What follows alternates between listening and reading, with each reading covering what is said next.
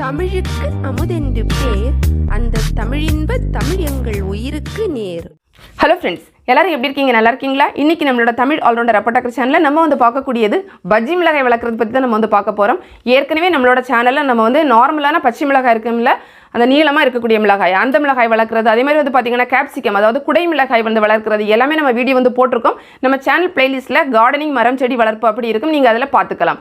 அந்த வகையில் நம்ம இன்றைக்கி வந்து கொஞ்சம் வித்தியாசமாக பஜ்ஜி செய்யக்கூடிய மிளகாய் நம்ம வந்து வளர்த்துருக்கோம். அதுவும் கடையிலேருந்து வாங்கிட்டு வந்த அந்த மிளகாய் தான், அதில் தான் இந்த செடி வந்து வளர்த்துருக்கோம். அது எப்படிங்கிறத இந்த வீடியோவில் நம்ம வந்து பார்க்கலாம்.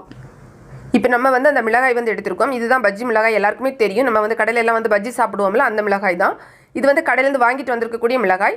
இதை வந்து நம்ம வந்து என்ன பண்ணலாம்னா, ஒரு கத்தி ஏதாவது நம்ம வச்சு கட் பண்ணிவிட்டு அதில் இருக்கக்கூடிய விதைகளை நம்ம வந்து எடுத்து வந்து போட்டுக்கலாம். நம்ம டைரெக்டாக இந்த மாதிரி மண் மேலே வச்சு நம்ம வந்து போடும்போது விதைகள் எதுவுமே நமக்கு வந்து வேஸ்ட்டாக போகாது. நம்ம அதிலே அப்படியே வந்து போட்டுக்கலாம்.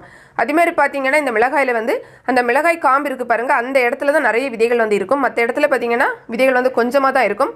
ஸோ எதுவுமே நம்ம வந்து வேஸ்ட் பண்ணாமல் நம்ம அப்படியே வந்து மண்ணில் வந்து போட்டுக்கலாம். அதேமாதிரி பார்த்தீங்கன்னா இந்த விதைகள் வந்து நான் எடுக்கும்போது எனக்கு என்ன தோணுச்சு அப்படின்னா, ரொம்ப பிஞ்சு விதைகளாக இருக்குமோ அந்த மாதிரி தான் தோணுச்சு. செடிகள் வருமா வராது அப்படிங்கிற சந்தேகம் ரொம்ப இருந்துச்சு.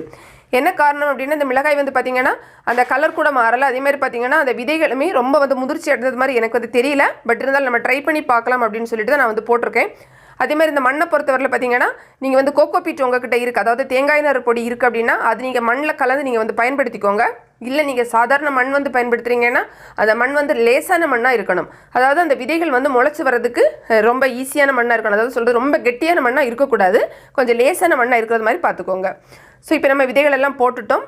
இதுக்கு மேலே நம்ம என்ன செஞ்சுக்கலாம்னா, கொஞ்சம் மண் வந்து திரும்ப நம்ம மேலே வந்து தூவிக்கலாம். இப்போ சப்போஸ் நீங்கள் வந்து கோகோ பீட் அந்த மாதிரிலாம் வச்சுருக்கீங்கன்னா அது கூட நீங்கள் கொஞ்சம் மேலே போட்டு விட்டால் போதும்.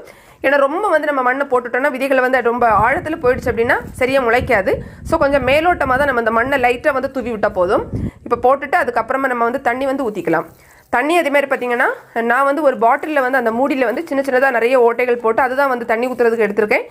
நான் இந்த மாதிரி நம்ம ஸ்ப்ரிங்கிள் பண்ணி விட்டோம் அப்படின்னா கரெக்டாக இருக்கும். நம்ம ஒரே அடியாக ஊற்றினோன்னா அந்த விதைகள் வந்து மண்ணுக்குள்ளாடி வந்து போயிடும், நமக்கு சரியாக வந்து முளைக்காது. ஸோ இந்த மாதிரி நம்மளும் தண்ணி ஊற்றிக்கலாம்.